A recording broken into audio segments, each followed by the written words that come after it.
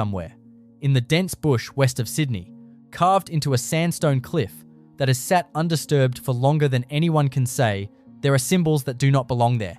Not Aboriginal engravings, not colonial graffiti, something else entirely. Australian researchers who have spent years walking these ridgelines will tell you privately that the bush around Sydney holds things that cannot be easily explained. Structures built from stones too large for any colonial purpose. Walls running for hundreds of meters through terrain no farmer would clear. Circles arranged with a precision that raises uncomfortable questions about who was here and when. Official archaeology says most of these can be explained. Settlers built stone walls. Aboriginal people carved the rocks. Natural forces shaped the rest.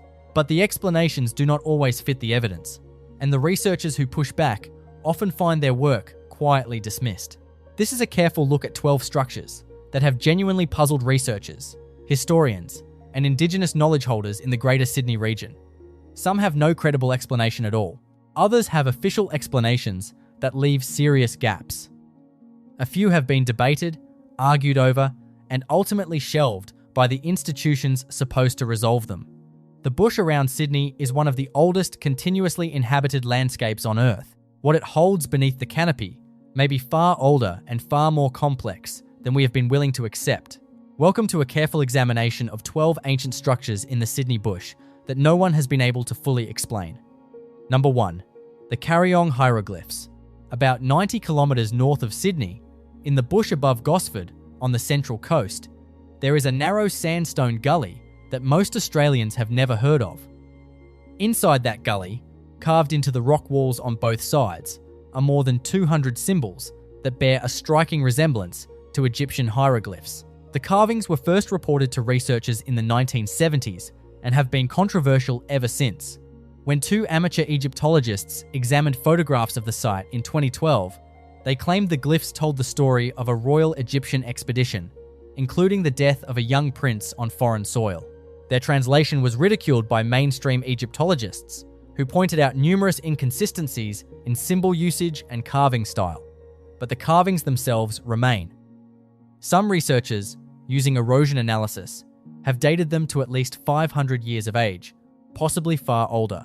Local Aboriginal knowledge holders from the Darkinjung people have described the site as significant and ancient, though their accounts of its origin differ from the Egyptian hypothesis. In 2000, the New South Wales National Parks and Wildlife Service officially declared the site a fraud, suggesting the carvings were made by a 20th century eccentric. That conclusion has been repeatedly contested by geologists, who argue the depth of weathering in the carved channels is inconsistent with a modern origin. The site now sits behind a locked gate. The official position has not changed. The questions have not gone away. Number 2. The Hawkesbury River Stone Circles. Follow the Hawkesbury River inland from its mouth at Broken Bay, and you enter a landscape that has barely changed in centuries. In the bush above the water, between the communities of Wiseman's Ferry and Spencer, there are stone formations that researchers have never been able to categorically assign to any known cultural tradition. The Hawkesbury Circles are not a single site. They are a scattered collection of formations across multiple properties and reserve land, each consisting of stones arranged in rough, circular, or elliptical patterns set into cleared ground, showing signs of long, repeated use. Local historians who documented the formations from the early 20th century onward could not link them to colonial farming because the stones are too large and the terrain too steep for any agricultural purpose. Aboriginal elders in the region have knowledge of the sites as ceremonial locations, but the specific circular geometry does not match the more common axe-grinding grooves and figurative petroglyphs found throughout the surrounding area. One researcher from the University of New England, who visited the main cluster in 1998, noted that the internal diameter of the largest circle matched the diameter of similar stone monuments found in parts of Scotland and southern France. He was careful not to overstate what that correspondence might mean. The formations have never been formally excavated and remain largely unknown outside local bushwalking communities. Number 3. The Blue Mountains Megalithic Walls. The Blue Mountains west of Sydney are most famous for the Three Sisters, above Katoomba, and the Long Ridge walks through the Jameson Valley. But in the deep gullies east of Blackheath, beyond the tourist tracks, There are stone walls that stretch for distances no colonial farmer would have had practical reason to build. These walls are not typical dry stone colonial construction. The stones are sandstone blocks, averaging between 60 and 90 kilograms, arranged in single file lines that run across steep terrain with no regard for fencing or animal containment. Several sections cross drainage channels in ways that would be functionally useless for water management or livestock control. Geologist David Doyle, who walked sections of the walls during private research, told local historians that the lichen coverage and surface erosion suggested exposure to the elements for several centuries at minimum. His assessment was informal and has not been peer-reviewed. The walls are not marked on any official survey. The National Parks and Wildlife Service does not acknowledge them as heritage structures. Hikers who have found sections report the walls extend much further into the bush than anyone has mapped. They do not mark any boundary that makes practical sense. They simply exist, running through scrub and sandstone ridgelines of country that has not been farmed in living memory. Number 4. The Brisbane Water Petroglyphs. Brisbane Water National Park, 1 hour north of Sydney, contains the largest single collection of Aboriginal rock engravings in the Sydney region. Thousands of figures, whale outlines, animal tracks, ceremonial designs. Researchers have studied these engravings for more than a century and reached broad consensus on their cultural origin. But in the southern section of the park, there are engravings that do not fit that consensus. A cluster of symbols, documented by researcher Stephen Strong from 2008 onward, includes geometric patterns that differ fundamentally in technique and subject matter from every other engraving in the park. The symbols include what appears to be a compass rose, a series of concentric squares, and a figure that Strong identified as similar to an Egyptian ankh. Archaeologists from the New South Wales Office of Environment and Heritage visited the site in 2011 and prepared an internal assessment. The conclusions of that assessment were never publicly released in full. The sites were entered into the Heritage Register, described simply as Aboriginal rock art of uncertain classification. The distinction matters because if the symbols are not Aboriginal in origin, they require an alternative explanation for which Australian archaeology currently has no accepted framework. The mainstream position holds that all rock art in the park is Aboriginal, and the anomalous symbols reflect either a regional variant or damage to earlier carvings. The researchers who disagree have never been given a formal opportunity to contest that conclusion. Number 5. The Dharawal Ceremonial Platform. Royal National Park, 30 kilometres south of the Sydney CBD, is the second oldest national park in the world. Its coastal sandstone platforms have been used by the Dharawal people for thousands of years. The whale carvings on the headlands are well documented and internationally significant. Less documented is a specific stone platform in the interior of the park, away from the maintained trail system. The platform is a roughly rectangular arrangement of sandstone slabs, approximately 12 metres by 8 metres, set into a clearing showing signs of repeated burning and habitation over a long period. Soil sampling, taken in 1994, recovered charcoal deposits, radiocarbon dated to between 800 and 1200 years ago. What makes this platform unusual is not its age alone, but its construction. The slabs have been moved, squared on at least 2 edges, and laid in a deliberate pattern. On the winter solstice morning, the long axis of the platform aligns directly with the point on the eastern horizon where the sun rises above the coastal escarpment. Dharawal knowledge holders have been consulted about the site and have confirmed it as a significant ceremonial location. None have been willing to describe its specific function publicly, citing cultural protocols around sacred places. The solstice alignment has been verified by independent observation on multiple occasions. The full significance of the platform remains within the Dharawal community. Number 6. The Penrith Stone Arrangement. Western Sydney is not where most people look for unexplained ancient structures, but in the paddocks and creek edges of the Penrith foothills.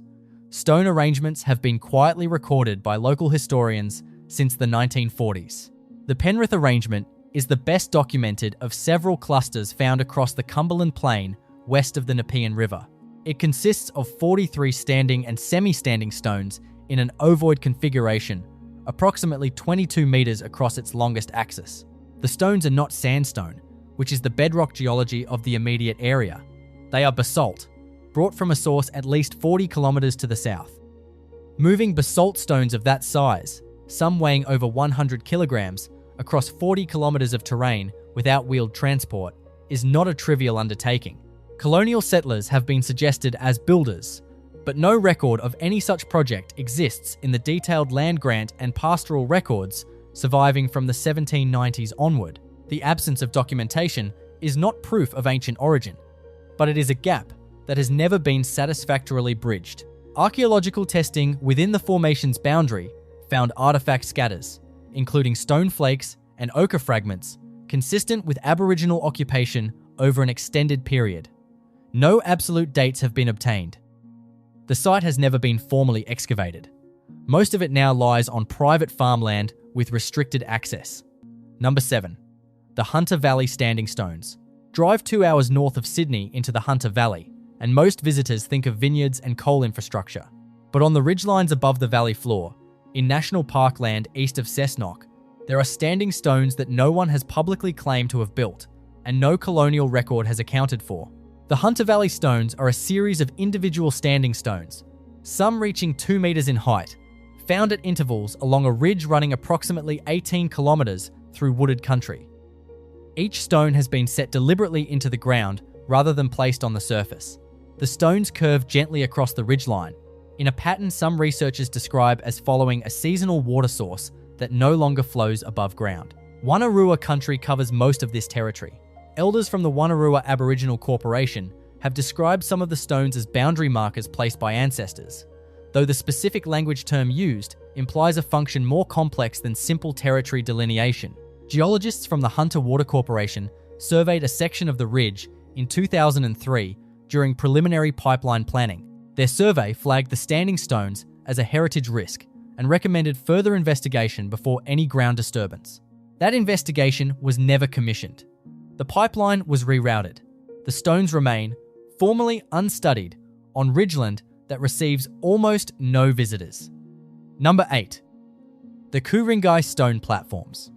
Ku-ring-gai Chase National Park, on the northern fringe of Sydney, is best known for its exceptional collection of Aboriginal engravings. The Basin Track, the Red Hands Cave, the West Head sites. Thousands of carvings across hundreds of locations, representing one of the most significant concentrations of rock art on the continent. But throughout the park there are also stone platforms, flat cleared areas bounded by low stone edges, sitting apart from the engraving sites, serving a different function.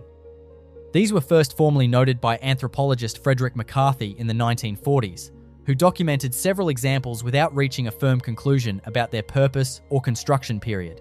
What sets the Ku-ring-gai platforms apart from natural rock shelves is the evidence of deliberate human intervention. The bounding stones have been placed, rather than fallen into position. The surfaces show signs of burning in patterns, consistent with intentional and repeated fire management. And in several cases, the platforms are positioned to provide unobstructed sightlines to specific celestial objects at specific times of the year. Astronomer Ray Norris, who has published extensively on Aboriginal astronomical knowledge, visited 3 of the platforms in 2015 and found 2 of them to have significant astronomical alignments that could not be explained by chance positioning. His findings were published in a peer-reviewed journal. No subsequent research team has built on that work. Number 9. The Mangrove Mountain Stone Formation. Inland from the Central Coast, in the hills near the small farming community of Mangrove Mountain above Gosford, there is a stone formation that local residents have been curious about for generations.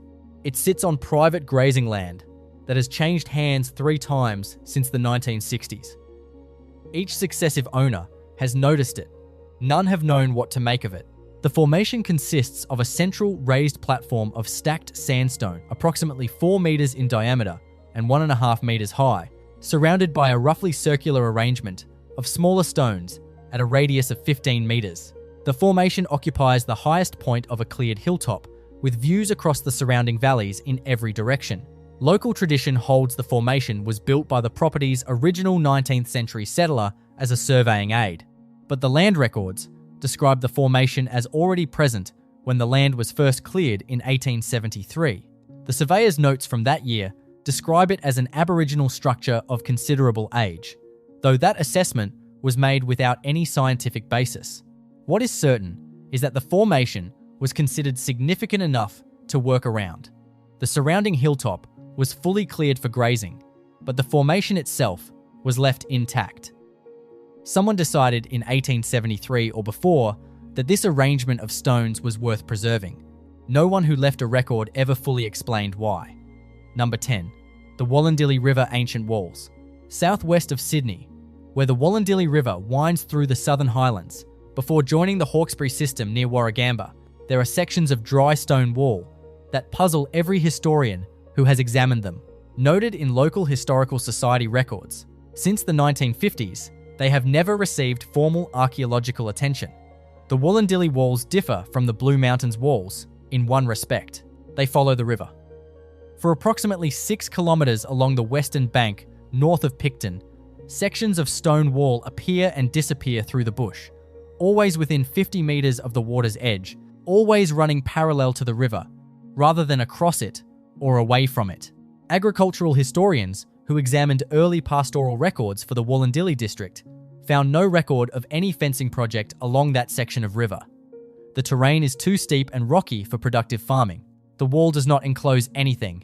It simply runs alongside the water, suggesting some function connected to the river itself, rather than to land management. One historian, writing in private notes, now held by the Camden Museum of History, suggested the walls might have managed flood flows and bank erosion. But the construction technique, large flat stones laid in deliberate courses without mortar, differs from the random rubble style of every documented colonial farm wall in the district, and implies either a different builder or a significantly different period of construction. Number 11. The Nunez Plateau Mystery Structures. The Nunez Plateau sits on the western edge of the Blue Mountains above the Wolgan Valley, north of Lithgow, approximately 3 hours from Sydney.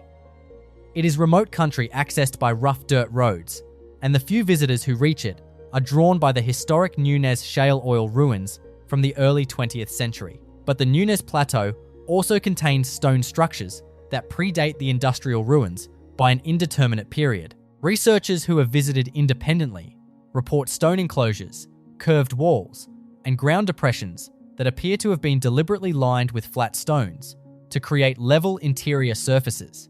The enclosures range in size from approximately 3 metres across to one example, measuring nearly 20 metres in diameter. The construction is dry stone using local sandstone, with walls averaging about 60 centimetres in height.